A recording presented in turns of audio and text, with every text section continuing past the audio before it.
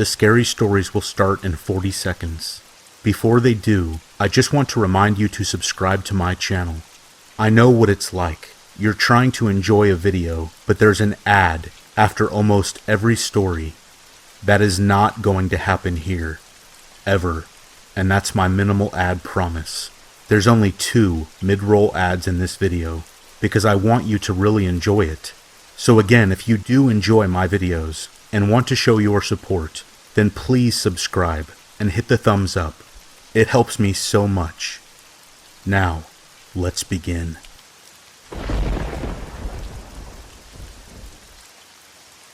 When I was 14, I went on a cruise with my parents. The cruise honestly was a very cheap one. My parents did not like it. At night there were people in their 20s partying and being incredibly loud all night long, and my parents found it very difficult to relax anywhere other than their stateroom. I had more fun than they did, especially because they allowed me to walk around by myself sometimes. I had to be back in my room by 10 o'clock, but from like 8 o'clock to 10, I could pretty much walk around and do whatever I wanted. I tried to talk to a few other teenagers that I saw, but I didn't really make any friends. One night, I was sitting on the top deck, just scrolling on my phone. I wasn't right next to the railing, which was about 5 feet high, but I was about 10 yards away from it, sitting at a table, minding my own business, just enjoying the night air. Honestly, looking over the side of the ship and into the dark abyss of the black ocean at night was the creepiest thing I had ever seen. I looked over the railing a few times on that cruise, and I will never forget what it looked like. It looked like death. Cold, black, lonely death. It was funny, honestly, because during the day, the ocean was bright blue and beautiful, super peaceful. At night, not so much. So as I sit in my chair with my feet up on another chair, I looked up to my left and saw a man and woman walk out of the stairway door, and they were obviously very drunk. They were falling over and slurring their words like crazy. I couldn't even understand what they were saying to each other. The huge umbrella that would normally be standing up and positioned into the hole in the center of the table I was sitting at was laying down next to me, next to the table and my chair, blocking my vision from these people. I had to lean back to see them. They stumbled over to the railing of the ship, and immediately my knees became weak at the thought of them falling overboard. I actually thought this was a possibility because of how drunk they seemed to be. Well, they began making out, and I felt uncomfortable watching, so I leaned forward again and resumed scrolling the pictures on my phone. I couldn't hear anything except distant people laughing and partying somewhere else on the ship, and the crashing of the waves below. After a minute or so, out of curiosity, I leaned back again to see the couple, and the woman was gone. The man was still standing there, just looking over the side.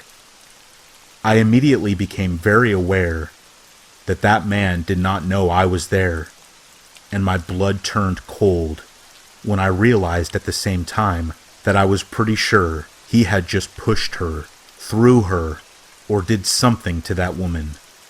The man then just turned around and stumbled back to the door and down the stairs. After a minute of heavy contemplation, I got up, walked over to the railing, and looked down into the dark ocean. I almost got sick to my stomach as I saw what a horrid and excruciatingly terrifying death it would be to fall into that abyss. Everything was silent except for the waves. I had to leave. I went back to my room early, and I told my parents what I thought I witnessed. They did not believe me, and they didn't take me seriously. 3 days later we left that ship, and I honestly still think about it all the time. And this happened 8 years ago. I will never know if that woman fell, or if she was pushed. But I can tell you this. There's no way she walked away in the seconds that I was not looking. and the door made a very loud noise when it was opened and closed. She went into the water that night, and I have had a few nightmares of falling overboard myself. I really wish I would have said something to someone else other than my passive parents. Not that it would have helped that poor woman. I wonder often what she was thinking as she hit the water and got pulled under the ship into the freezing cold, dark hell that the ocean is at night.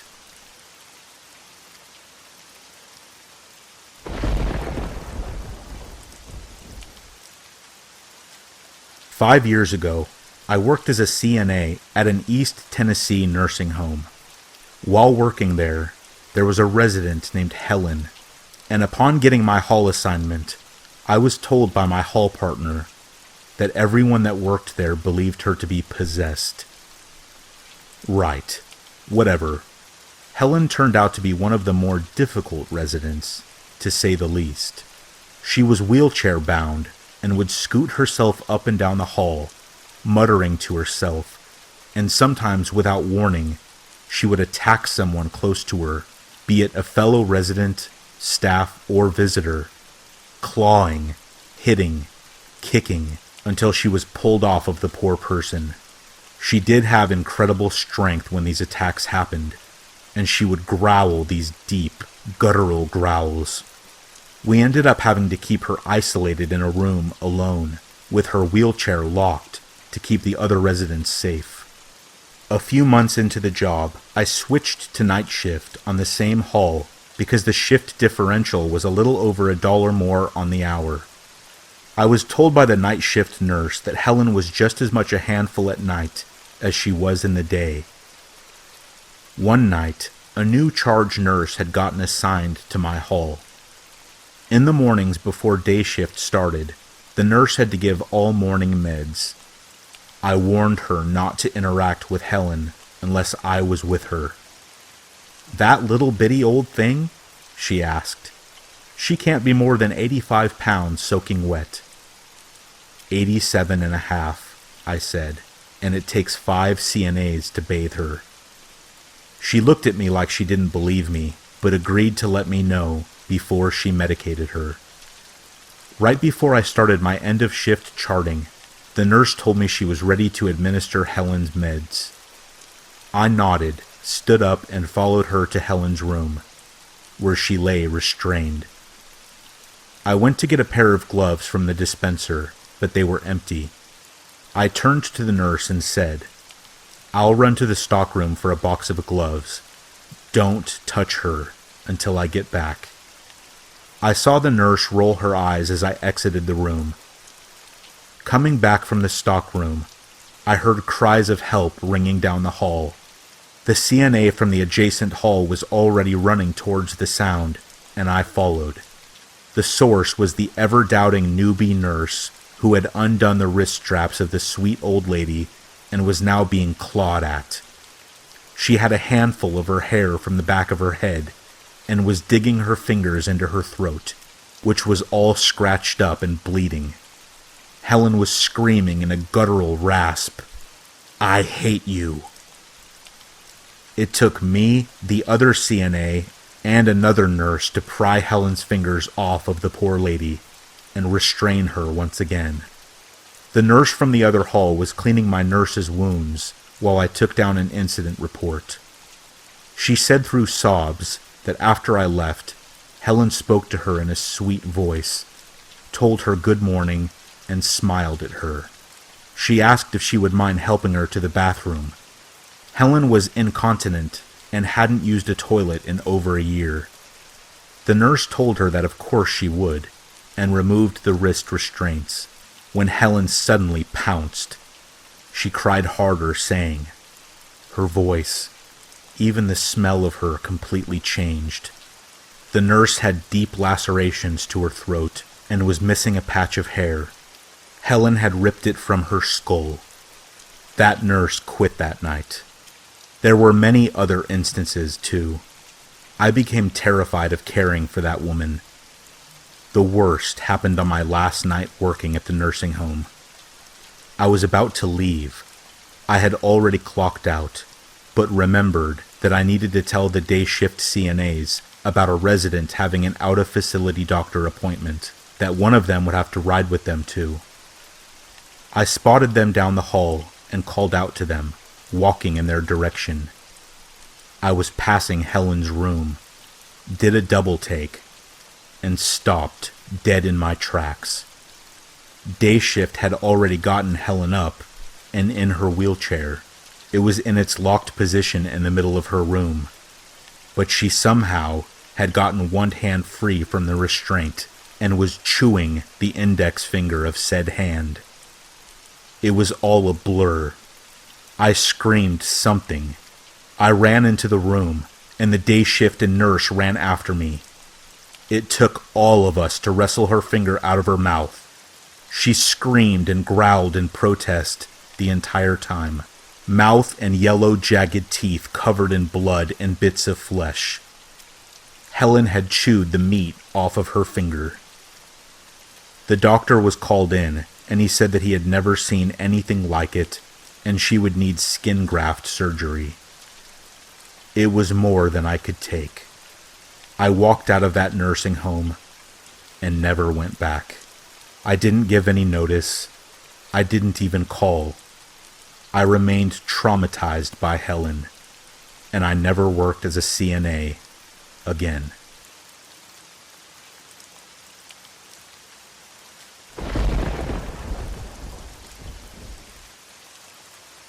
I'm a long-haul driver for a moving company, and my last run will be the last one that I ever drive.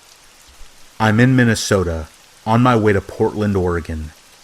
The first 2 days driving was fine, a little tight on time, but not too bad.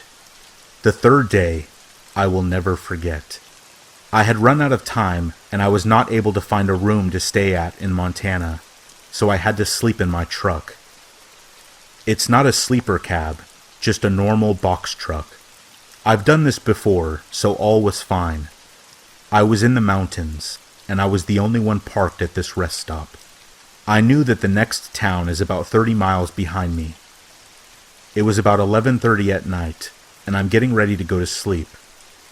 But then, for what felt like no reason at all the hair on my body stood on end, and I froze as I looked out the windshield, and there was a man standing about 20 feet away, just staring at me. I sat there frozen for what felt like an eternity. He began to slowly move away, all the while making eye contact as he backed up. Once he was out of sight, I was on edge for another hour or so, constantly checking the windows. I finally became relaxed enough to try and get some sleep, and that was the worst idea I could have had at that time. I was abruptly woken up by this scream. It sounded like nothing I can describe.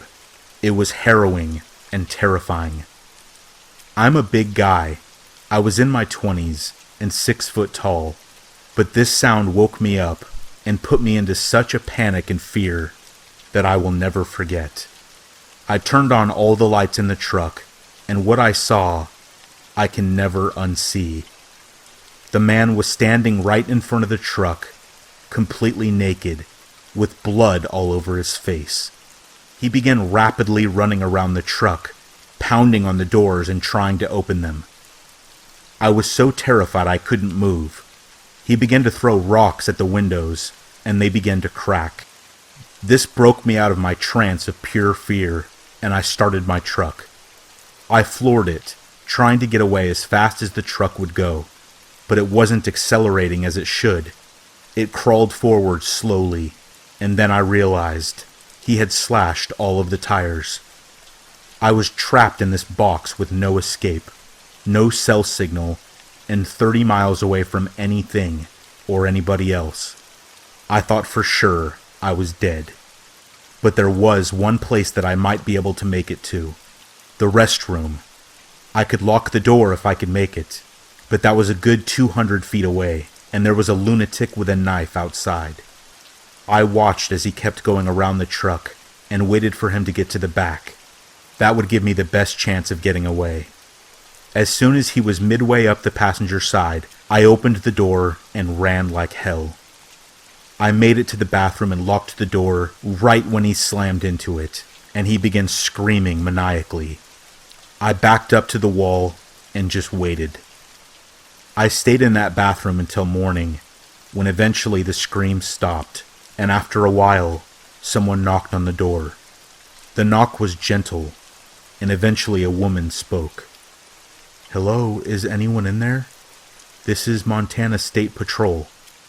I was so on edge, I demanded to see her credentials. She slid them under the door, and after examining them, I opened up. She gave me a pleasant smile, and I peered behind her at my truck. There was blood all over my windows. I was taken to the hospital due to dehydration and shock. All is well now, but you better believe I quit that job.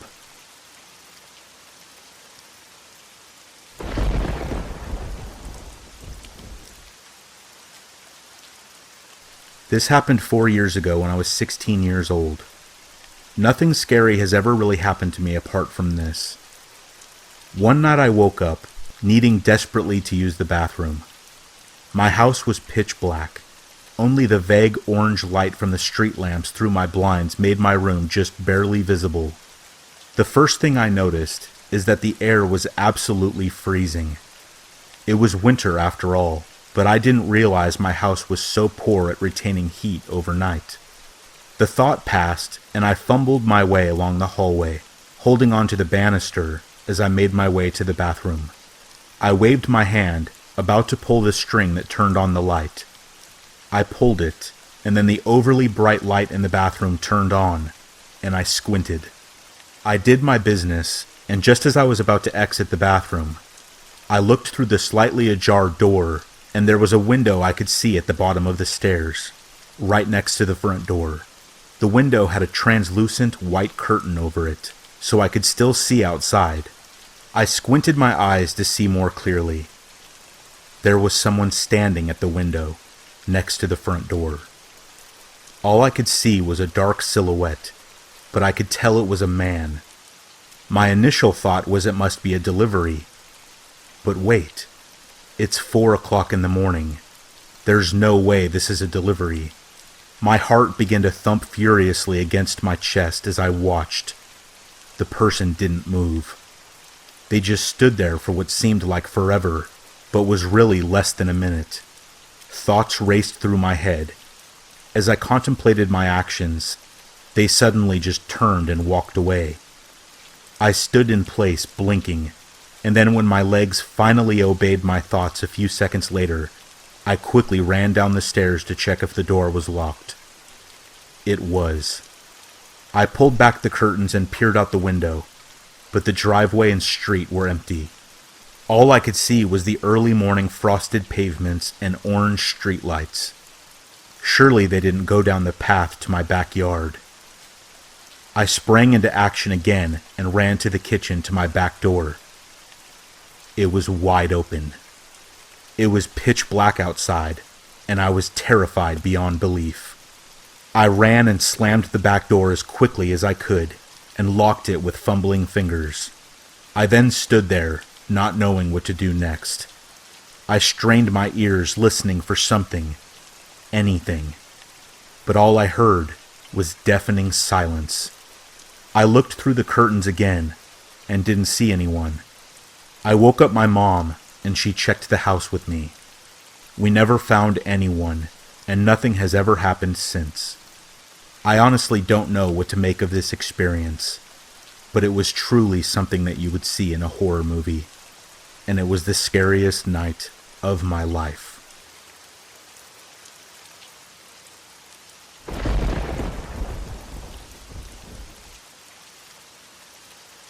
I experienced sleep paralysis one time. I was 9 years old and in 4th grade. It was the middle of March, which meant that the parent-teacher conferences started in my school. I wasn't a good kid. I never did homework and was too hyper in class. My teachers hated me. I knew that they would tell my parents what a piece of garbage kid I was. Therefore, it was always a stressful time. On top of the impending grounding I was sure to receive, My grandmother died the week before. We weren't very close, but at that age, I wasn't accustomed to death. It was traumatizing watching the cancer destroy her. The morning my mom got the call about her passing, she kept my sister and I home from school while she went to deal with the aftermath. My sister had no further experience than I did dealing with it, so she was no help. I got really sick from the stress. My school would be a half day to make time for the conferences without making teachers stay too late in the day. Being that I was stressed and still dealing with my grandmother's death, I ended up taking a nap. For me, that was uncommon because I have had insomnia my entire life. Also, since it was half a day, it was about 3 p.m. and not dark outside, so I could see my entire bedroom. My sister was outside with her friends, and my parents were still at work at the time, so I was alone. My bed had all of my school stuff on it, so I was very uncomfortable. With the light from outside, my stress, discomfort, and issues sleeping, I believe I couldn't fall soundly asleep, causing me to wake suddenly. I felt strange. I couldn't move anything besides my eyes. I looked down and saw a woman sitting next to my bed. The woman had brown hair in a bun, a heart-shaped pretty face, and was wearing a faded old tan dress. The dress reminded me of something from Little House on the Prairie. She wasn't somebody I remember seeing before. She was crying and looking down at her hands. Next to her was a wooden bucket full of water and a white cloth floating at the top. She noticed me looking at her and smiled. That moment, it became difficult to breathe. She started reaching up to my face, saying that it would all be okay. I shut my eyes as she wrapped her fingers around my throat. I started to cry. I suddenly woke up and felt normal again. When I told my mom, she didn't believe me. Nobody in all of the years I have told this story has believed me, except for my sister when she experienced sleep paralysis herself. And now that I'm older, I realize that what I went through likely was caused by chronic stress.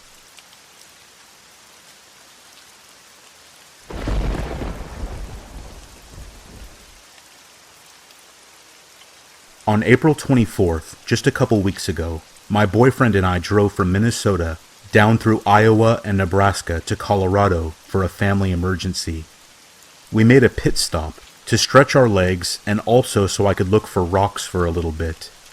I found a wooded area near a park that had shallow runoffs from the larger river nearby. It was about 6 p.m., and I've never been to the area before. So I put on my rain boots and rock hunting gloves, made my way down this little hill and into the woods. This place looked like it had been flooded recently, or maybe some kind of overflow area for the nearby rover, because there was a lot of debris, garbage, and downed trees that were smooth from traveling down the larger river. So I'm walking around examining the ground looking for some rocks, when I see this men's athletic shoe that still had a sock in it. My first thought was, damn, what if there was a foot in that shoe? So I walk up to the shoe to inspect it. Inside, there was what I thought might have been some rocks, twigs, dirt, and leaves. Figured maybe someone stepped in some mud and lost their shoe. And sock? I mean, I've lost a shoe while rock hunting before. It's weird that the sock was still in this one. But who knows? There was a lot of random stuff in the area. I spent about a total of 1 minute looking at this shoe. So I continue my search for rocks, and a little further this runoff, I see a bone that I picked up to show my boyfriend to ask what kind of bone it was, and how creepy it would be if it was a human bone. I honestly didn't think it was actually a human bone, because I definitely wouldn't have picked it up. I assumed it was an animal bone, and I figured the odds of it being human were slim to none. My boyfriend said, "Oh, it's probably just a deer bone or something." so I dropped it and kept looking for rocks. I didn't find any, and we went back to the car, and the rest of the details of the trip don't really matter. I think we were in this area for about 30 minutes in total. So fast forward to last night. I was laying in bed scrolling through Facebook and came across this news article from a true crime page that I follow.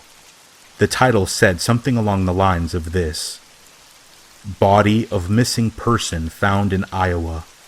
Cause of death still under investigation. My blood went cold. Having not even opened the article to read the location or any of the details, I just had this gut feeling. I instantly thought of the shoe with the sock in it, and the bone that I had seen and picked up just 2 weeks before. So I click on the article, and as I'm reading it, I see that the body of a person who went missing over the winter was found along the bank of the larger river at the park that I was rock hunting.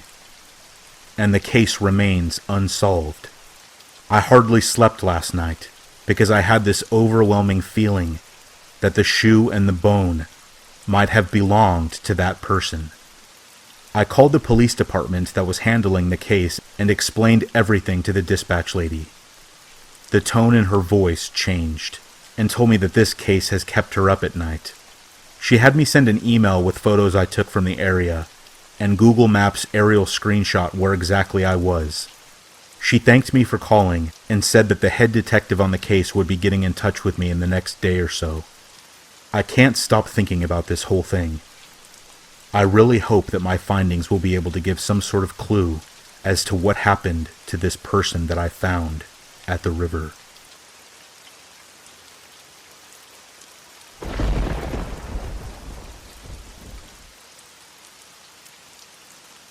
You see interesting things working nights as a janitor, such as life-size dolls under the bank president's desk. You learn some hilarious quirks, like an official wanting the vacuum marks perfectly parallel on his carpet, because he gets upset otherwise. Sometimes you see things you can't quite explain, like the reflection of a dog in a mirror that is never there when you turn around, but shows up night after night. Some things are quite chilling, like when the building music would switch on all by itself as I turned out the lights.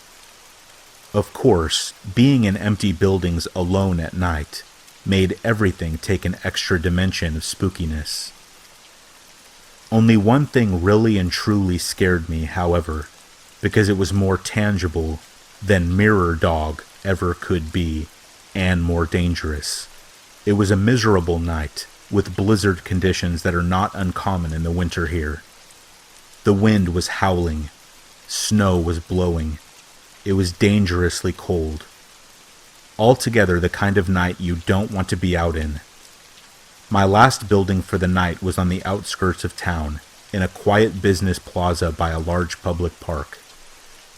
There were no nearby houses, and nothing in that area was open at night. In short, there was no reason for anyone to be out, especially in that weather. This building was not a spooky one, just isolated. I made an absolute habit of always locking the doors of buildings I was working on, because even in a safe town, alone at night, made me feel too much like a target. That night was no different. I know I locked that door, and if I hadn't closed it firmly, the strong wind would have made sure it was closed.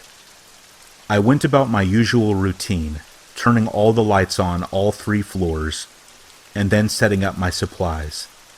The building had an odd layout, with a sort of bird's nest loft that the boss's office was in overlooking the main floor. I usually started with the loft and headed up there, but realized that I had forgotten something and headed back down. I was distracted, and the building always annoyed me, but I wasn't listening to music and didn't have earbuds in. I was reasonably alert, so I was a little surprised to find the side door wide open, with the wind rushing in and snow already drifting up. I froze a bit because there was no reason that door should be open. I checked the parking lot quickly, in case the building owner had for some reason showed up in the middle of the night. No cars but mine. After locking the door, I started searching the building, starting with the basement. I didn't see anyone, and nothing was disturbed. As my search reached the loft level, the reflection of the basement lights in the stairwell went out. Then the lights on the main floor went out, and I heard the door bang open and rattle in the wind, so I shut myself in the office and locked the door. Eventually, I admitted to myself that I had to finish the building, or I would likely get fired.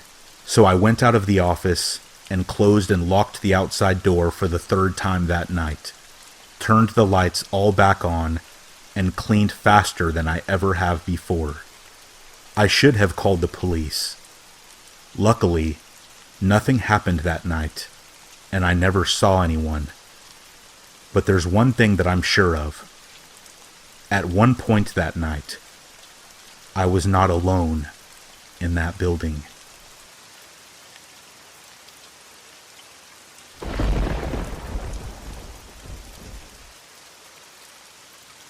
This happened to me last summer. My mom and brother went to California for a week to go visit family, so that just left me alone with my dad. I had just taken him to work since his license was revoked, and I went home to take a quick nap before I had to go to work myself. I woke up at around 9 a.m. and started to get ready for work when I suddenly started to hear some noises. I sat in silence, and I heard the sliding glass door, which is underneath my bedroom, open. I just stood in my room confused and listened. I then heard heavy footsteps coming up the stairs, so I quickly went to lock my door.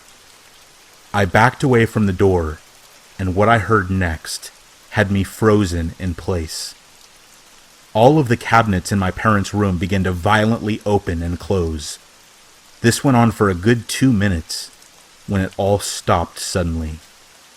I got down on my hands and knees to try and peek under my door when I heard footsteps approaching. And then, to my horror, I saw a pair of mangled, dirty gray feet stop at my bedroom door. Whoever this was not wearing shoes, and it looked like they hadn't in a very long time. I quickly but quietly got up and took the pocket knife off of my desk. I then picked up my phone and dialed 911. When the operator answered, I whispered that someone was in my house.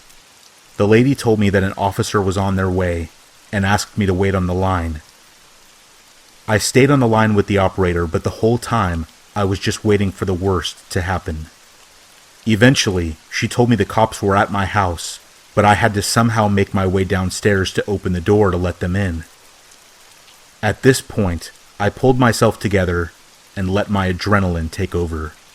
I opened my bedroom door slowly, and there was no one there. I slowly crept downstairs with the knife in my hand and the phone to my ear. When I opened the front door, the cops told me to wait outside. After about 10 minutes of looking around, they came back out, and what they said sent shivers down my spine. They told me that they checked every room and possible entrance and found no signs of anyone. They told me to call again if anything else happened.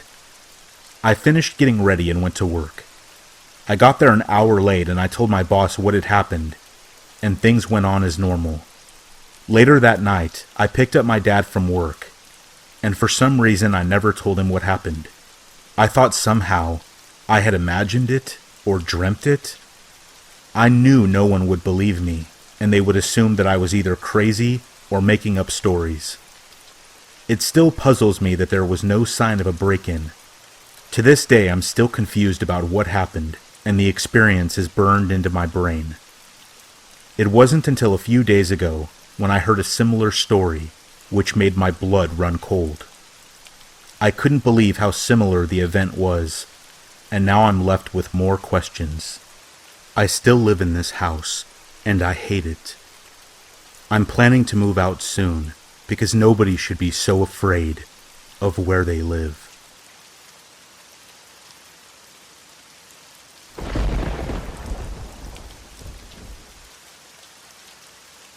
Between the ages of 4 and 12, I was friends with a boy named Jack. Jack was always a bit of a strange kid, but being my neighbor, he was my first friend in life. Jack and I used to play outside every day, whether it was football, going to the park, or even tag in the street. You name it, we did it. One weekend in the summer when we were 8 years old, it was a scorching hot day, and 2 of the kids in our street were having a water fight. Having some water guns in our shed, I thought it would be a great idea to fill one up and join in. So as the day goes on, we are having a great time, and a few other kids had joined in with their water guns. This is when Jack comes out with one of those insulated flasks. Without warning, he hurls this flask at me, but luckily he missed. The flask hit the pavement, and as the water came out, I saw steam rising from the ground. Jack's mom came rushing out of her house and screamed at Jack, telling him to get inside. Being 8 years old, I didn't realize just how serious this was. A couple years later, me and Jack went to our local park. When we got to the park, Jack asked me if I wanted to see something cool. He then pulled out a BB gun. Jack said that he got it off of his dad, who said that he could shoot cans with it. But when me and Jack went into the forest behind the park, Jack then started firing at random kids who were playing in the forest with us. I told him to stop a few times, but he told me to stop being so boring and continued with his crazy behavior. I then made my way home, where Jack would follow, shooting at me every so often, hitting me in the shins a few times. I told Jack to grow up and then told him I didn't want to hang out with him anymore, in school or after. I continued to see Jack in school, who would smile creepily at me and would motion slices across his throat. One day I was in my garden with my cousin playing, and we looked up to Jack's bedroom window, and I saw that with a tie he had made a noose, put it around his neck, and gestured with it that he was going to hang me, all the while with a sinister smile on his face. Jack became very odd, and with our houses being attached, and us unfortunately having the same back bedrooms, I would hear him hysterically laughing late at night, and would hear bangs on the wall at ridiculous hours. Shortly after I turned 11 years old, Jack and his family moved away, and life was so much more peaceful. I continued to grow up and lived out my mid-teens with great friends, and Jack became a distant memory as I eventually moved away to university. I'm 22 years old now, and when I visited home this past summer, my parents informed me that Jack had been admitted to a mental institution after he attempted to kill his mom. This shocked me, and I didn't quite know what to say, but these old memories began to flash back to me, and I recalled the event with the water. My dad actually told me that Jack's mother had told him that the water he threw at me that day was scalding. That day, Jack attempted to throw almost boiling hot water at me. I have no idea what was going through his mind, but I'm glad that he's getting the help that he so obviously needs.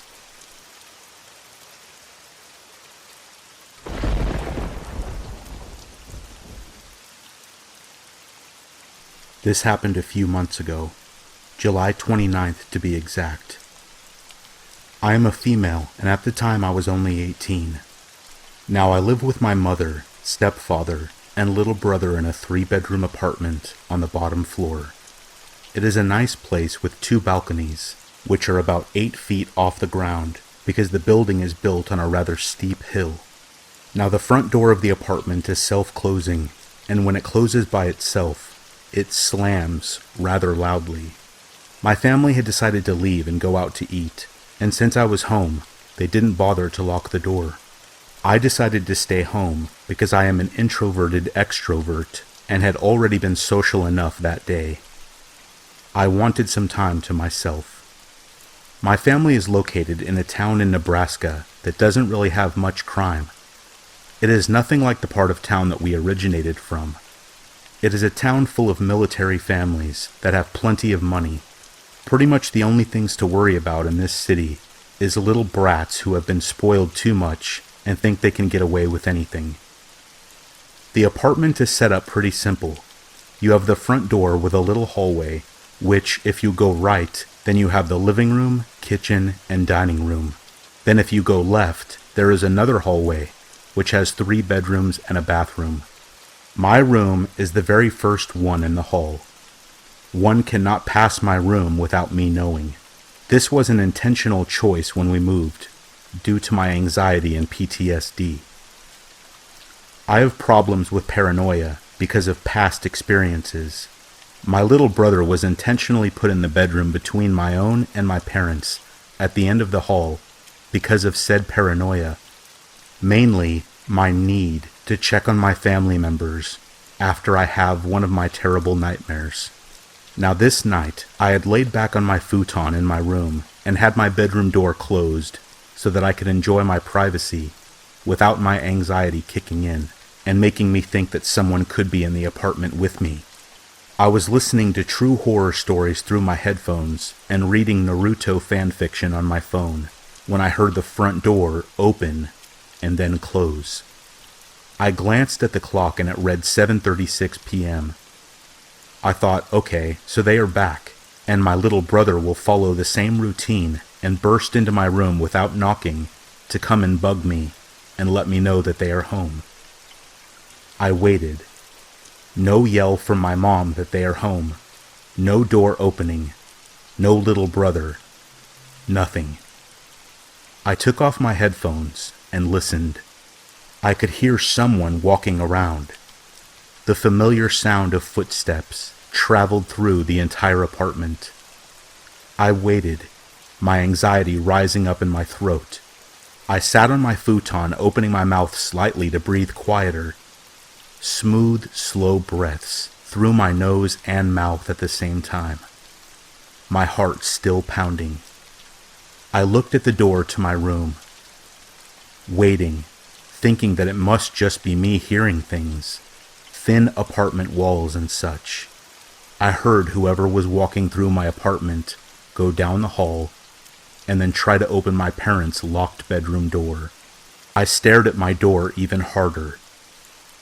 I then heard them turn and walk back down the hall and stop halfway. Crap, they must have seen the light under my door, I thought. I watched the door, not wanting to move from my futon and have the metal futon stand make a loud creaking noise.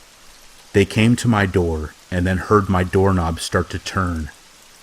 The instant I saw this, I ran very quickly to my door and then pressed my back against it, pinning both feet to the bottom of the door. I grabbed a nearby blanket and put it at the bottom of the door to block the light. On the other side of the door, I could hear someone breathing. No lock, just me holding it closed. I felt the door push against the weight my feet and legs were pressing into the door, and I knew that I wasn't imagining this. I can feel the door move. I still had my phone in my hand, and I quickly turned the call volume all the way up and dialed 911. A man answered, and I gave him my address. The volume was so loud that the person on the other side of the door must have been able to hear. I explained the situation to the dispatcher, and he asked me if I had anything to defend myself with. I told him that I had pepper spray, but that it was 8 feet away, and I could not leave my position. The dispatcher agreed, and during all this time, the person on the other side of the door didn't move. Eventually, I heard something outside, and the person against the door immediately ran away. I heard them run through the apartment, over to one of the balcony doors, rip it open, and then jump out. And after, I opened my bedroom door and went to the front door to open up for the cops. Nothing was taken, nothing was moved, and my family came home while the cops were there, and they freaked out. My mother almost lost her mind. I have no idea who it was that came into our apartment or what they wanted, but it has always been the creepiest feeling, knowing that they didn't take anything, so they must have been there for another reason. And this is the story of why you should always lock your doors. even if you're home.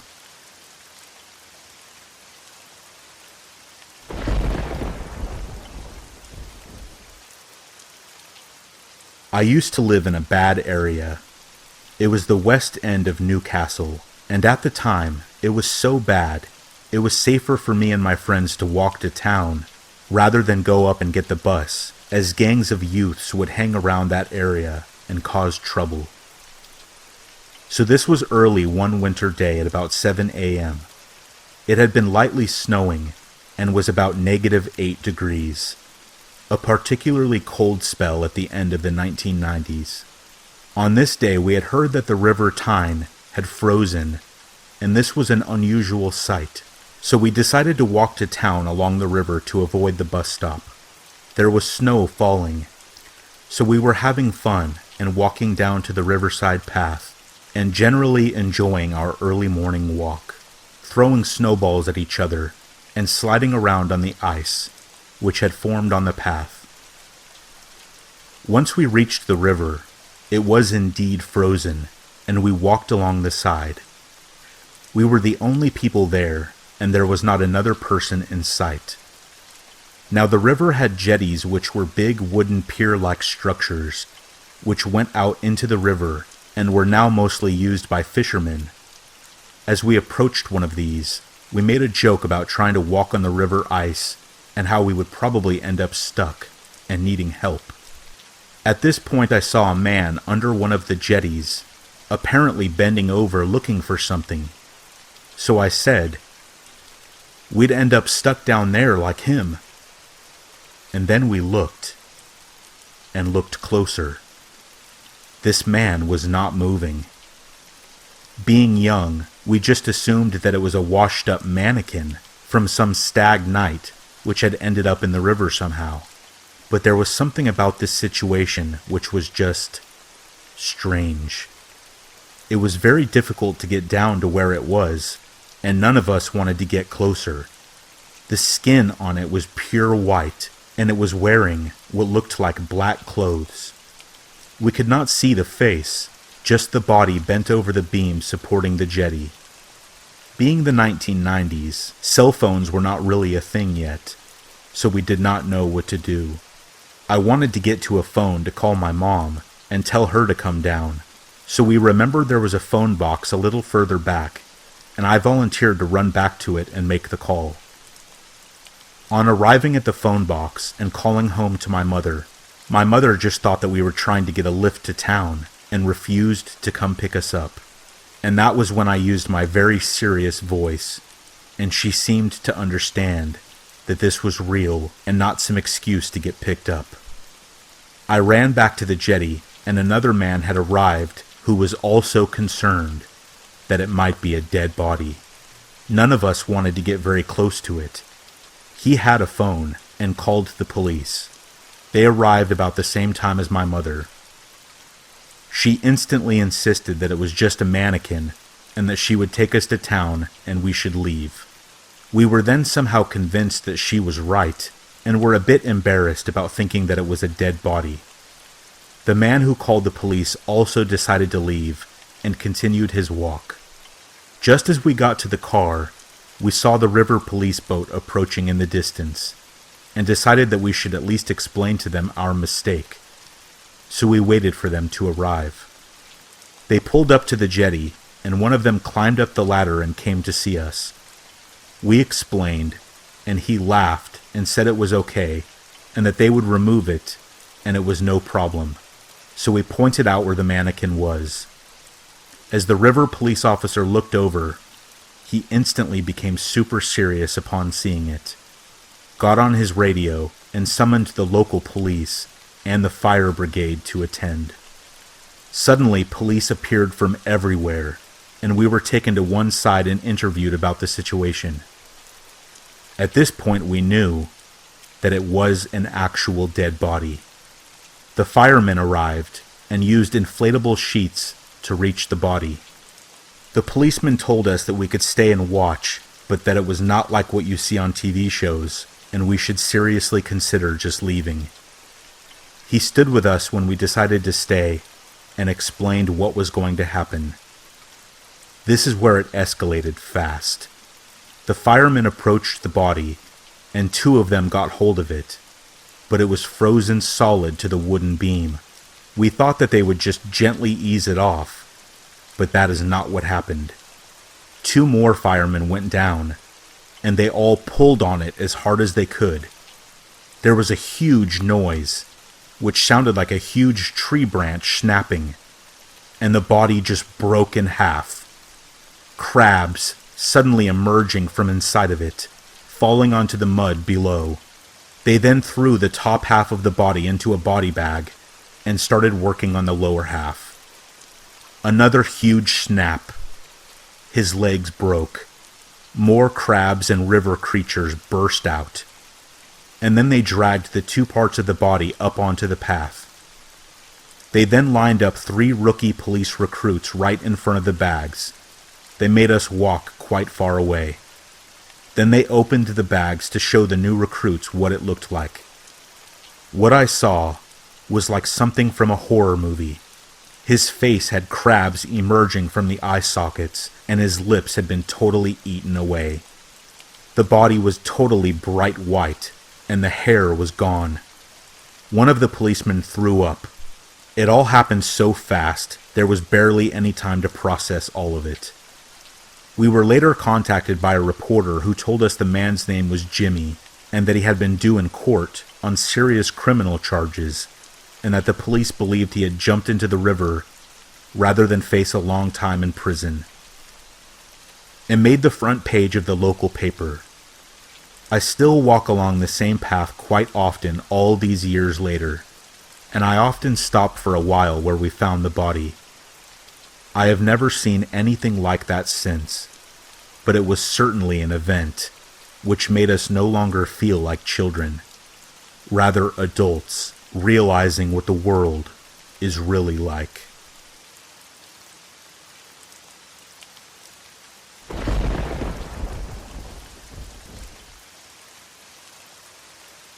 In 1984, there lived an old widowed lady by herself in a 2-story house who was completely immobile and bound to her wheelchair.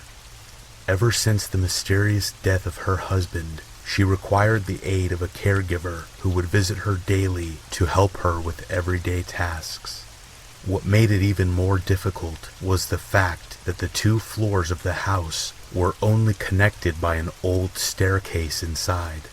When the old lady needed to move between the 2, the caregiver would have to carry her frail body like an infant up and down the stairs. One day, the police received a call from the widow. There had been a murder. Since police units were scarce at the time, and the murderer had already fled the scene, only one detective was sent out to conduct the initial crime scene report. He arrived to see the caregiver's body splayed out on the floor, with her vocal cords ripped out in a pool of blood on the first level of the house, with the old lady atop the staircase in her wheelchair, watching him, still and silently, seemingly in shock. He could immediately rule her out as a suspect due to her inability to move up and down the stairs, and because she was trapped up there the time the murder took place. It was similar to the death of her husband many years ago, who had suffocated in his sleep on the couch downstairs. The detective put on gloves, took photos, swabbed for evidence, and covered the body until the coroner arrived later. All routine business. He scoped the house downstairs for any clues, then asked the old lady if he could look upstairs. She insisted that she was upstairs the whole time, and no one apart from her had been up there that day. But regardless of this, the detective ascended the staircase, to which she hesitantly moved aside. Beyond the staircase there was a narrow corridor with 3 closed doors along it. He checked behind each of the doors. The empty bedroom, nothing. The bathroom, nothing. He became anxious as he slowly made his way to the final bedroom where the old lady slept. He opened it, and everything looked normal. A bed, a wardrobe, and a bedside table with a lamp. He checked every wall of the room in horror, as it was not what he discovered, but it was what he didn't discover that made him stop dead in his tracks and slowly reach for his gun in its holster. It was a detail so minor that they had completely overlooked it on the last investigation of the husband's death. There was no phone upstairs. He suddenly heard a noise as he withdrew his gun and rushed out of the room, only to find an empty wheelchair atop the stairs.